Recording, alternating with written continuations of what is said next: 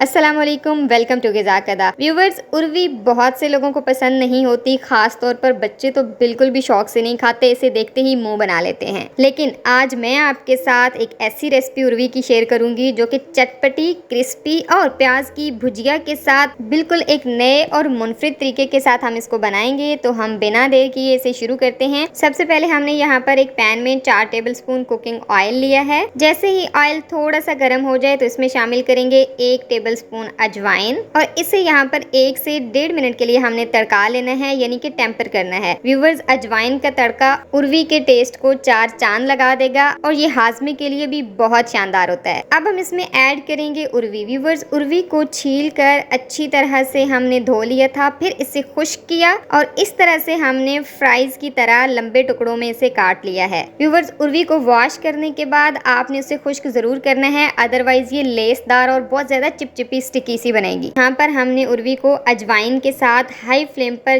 Just 4 से 5 minute के लिए कुक करना है। इसी स्टेज पर एक तो इसकी सारी स्टिकीनेस यानी कि लेस खत्म हो जाएगी और ये बाहर से क्रिस्पी होगी। दूसरा, अजवाइन की जो खुशबू और जायका है वो इसी पॉइंट पर ऑयल के साथ मिलके इसके अंदर तक बहुत अच्छी तरह से रच बस जाएगा। 5 मिनट हो चुके हैं। अब हम इसमें ऐड करेंगे कुछ खुश्क मसाला जात जो कि बहुत ही मुख्तसर है। यहाँ पर हम आधा चम्मच नमक यानी हस्बे जायका नमक ऐड कर रहे हैं। आधा चम्मच इसमें कुटी हुई लाल मिर्च जाएगी और साथ ही हम जस्ट 1 चुटकी हल्दी डालकर सब चीजों को एक क्विक सा बहुत शानदार सा मिक्स देंगे और यहाँ पर अब हम इसको 2 से 3 मिनट के लिए मजीद पकाएंगे ताकि मसाले उर्वी के अंदर तक एक दफा चले जाएं।